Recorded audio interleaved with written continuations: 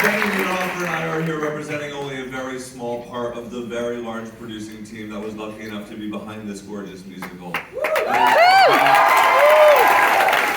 we stand here today again on this stage, we're reminded of the moment in the room when we started this process only 4 months ago, representing a 10-plus year journey where we stood around the room and spoke to each other about the impossibility of making anything, and the miracle of just getting to that room and getting to this stage. The last few weeks have only underlined the intensity and the complexity and the heartbreak of making art.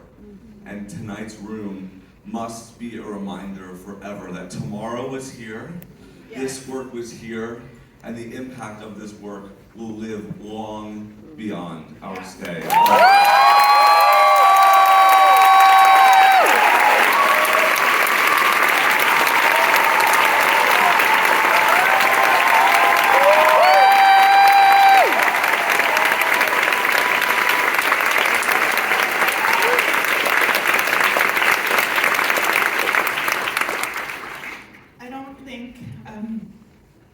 I don't think that we would have even made it this far if it weren't for most, if not all of you in this room. Is anyone here for the first time? The legacy of the Lempicka will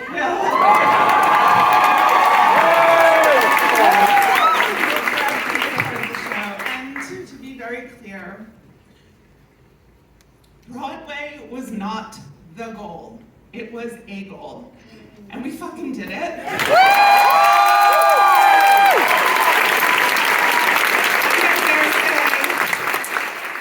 Beautifully so. But stay tuned.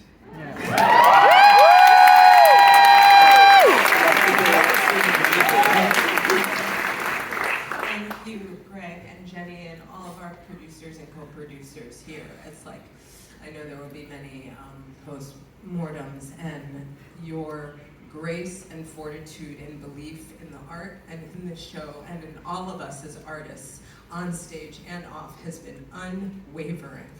And you are taking swings in an industry that is not so welcoming to them. And like, the season is a baller. It's wrong. Or the right.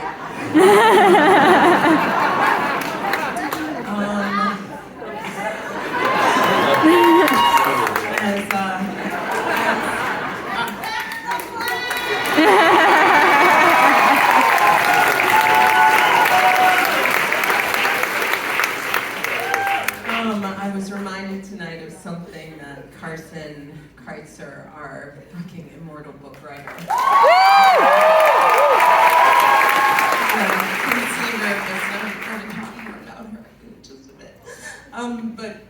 she reminded me a little while ago when we were thick in the process that the last time we'd had the line, "Your women, they're taking over the world," was at Williamstown, and it was fucking almost impossible to hear because Hillary had just lost to that monster.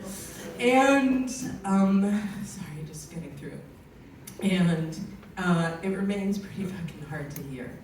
And I feel so limitlessly proud of this show and how it has touched, like, I know even just so many people in the audience, and this theme that Tamara sings about via Carson's words and Matt Gould's transcendent melodies. And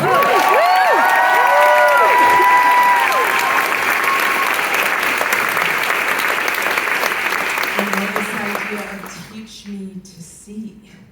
And I just need to observe that I knew a lot was riding on reviews and reception, and I was like, well, either they're gonna hate us or they're gonna love us.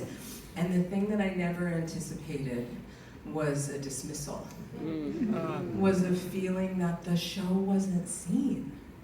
And that actually almost none of the reviews, and I went back and looked at them leading up to today to be like, was I too emotional? And they said, almost none of them talked about the queer love story between Tamara and Raphael. So we have the character in delivered by Eden and Amber and all of the femmes on the stage.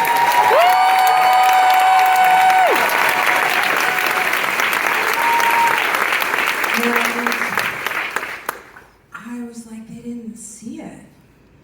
And that was very striking. And so when we talk about the gaze, the male gaze, it's just real. And I don't know. The show is called Lempicka, and it's about a Polish queer artist who no one's really remembers that they've ever heard of or seen. So there's a lot of reasons why our time here has been short while fucking blazing.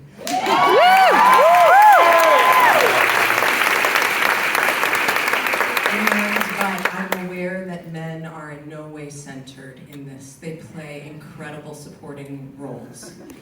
And they are not the heroes, they are not the villains. They are just present, because that's what you are in our lives. And I will be reckoning for a long time with how that impacted how the show was seen or not. And I love this cast. There's just never been a more iconic ensemble on and off stage.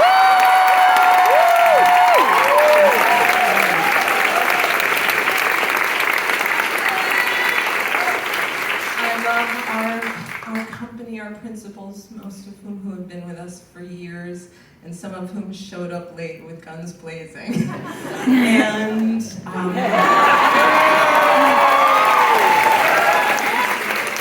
And I just want to thank our crew here. You have been so incredible.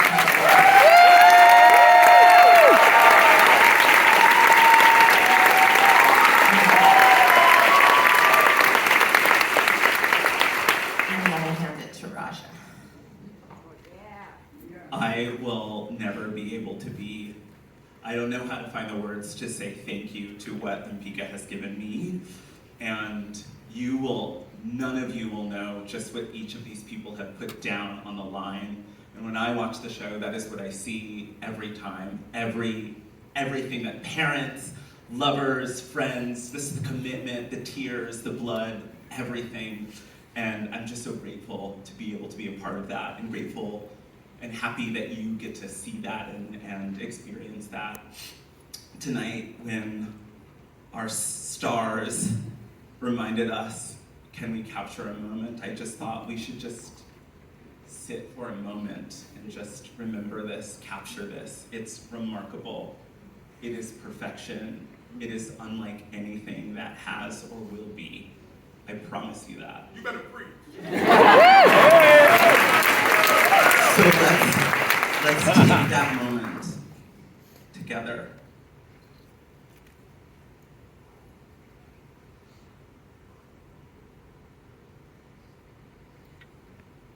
Thank you.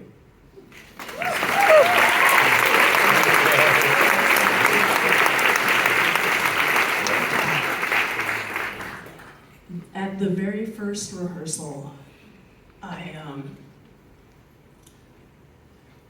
I told everyone here one of my favorite quotes in the world by Carolyn Heilbrunn from a book called Writing a Woman's Life.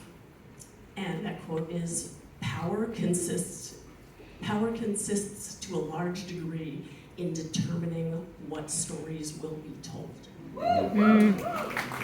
Yeah. And I am here to say, on behalf of all of us, we are not going to stop.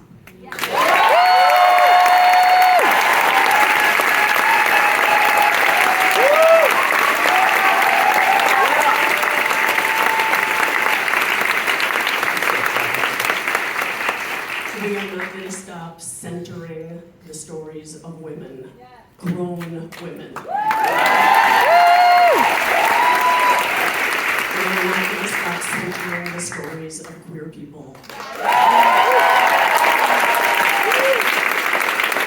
We're not going to stop telling the stories of complicated people who have complicated lives.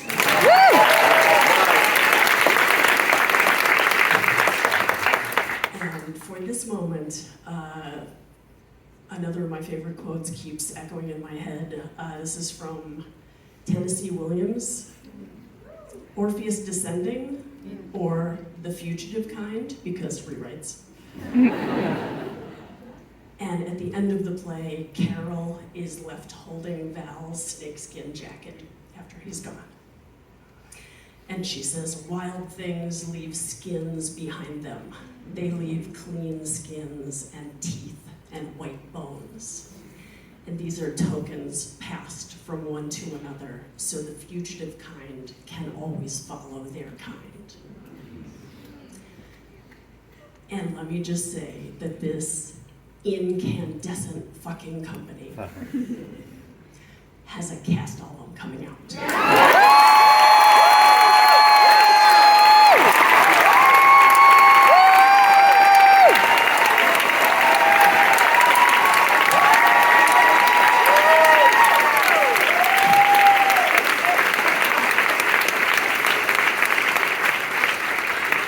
I have 2 microphones. Thank you, producer.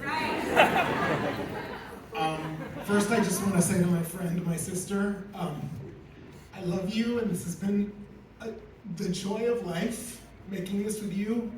We're here because you're here, and because of your words and your vision. So thank you for this.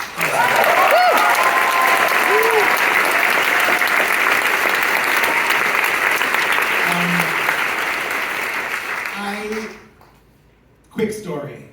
I think way back when we started writing this piece, we always dreamt, like, wouldn't it be great if, like, Rosie O'Donnell came to see our show? Wouldn't it be great if Madonna came to see our show?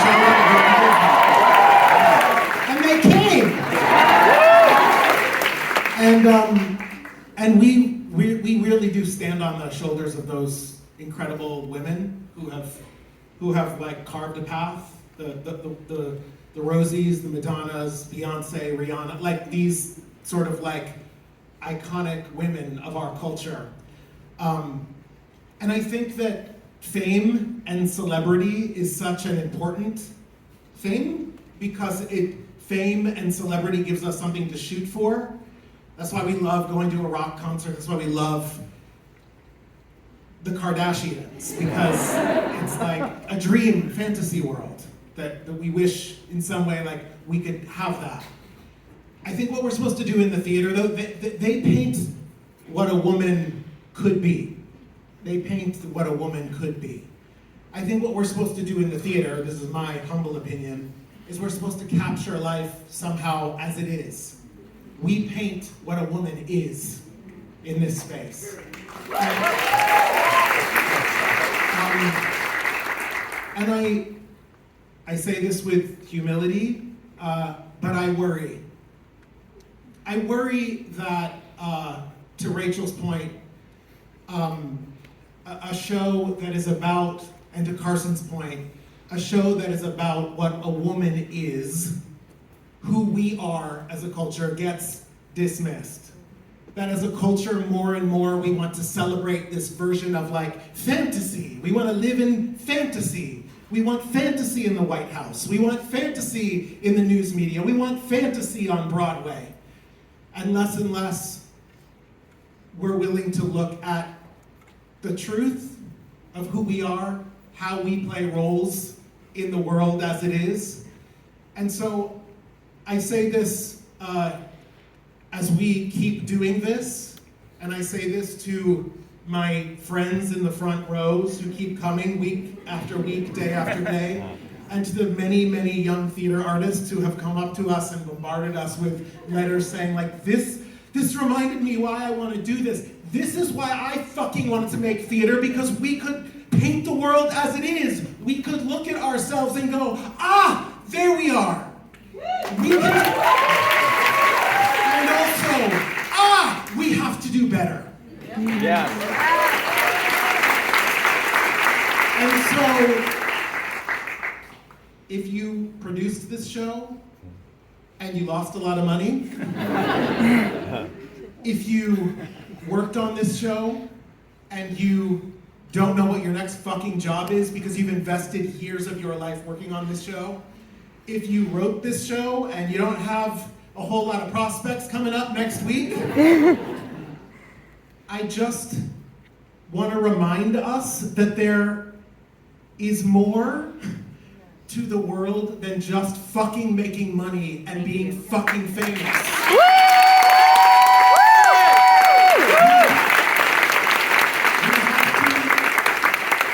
We have to make work that lets people see themselves. We have to make work that lets us see ourselves so that we don't get lost in the fantasy. Because if we get lost in the fantasy, we're doomed. So please, keep supporting work where you see yourself, where you feel something, where you see humanity. Thank you so much for supporting us.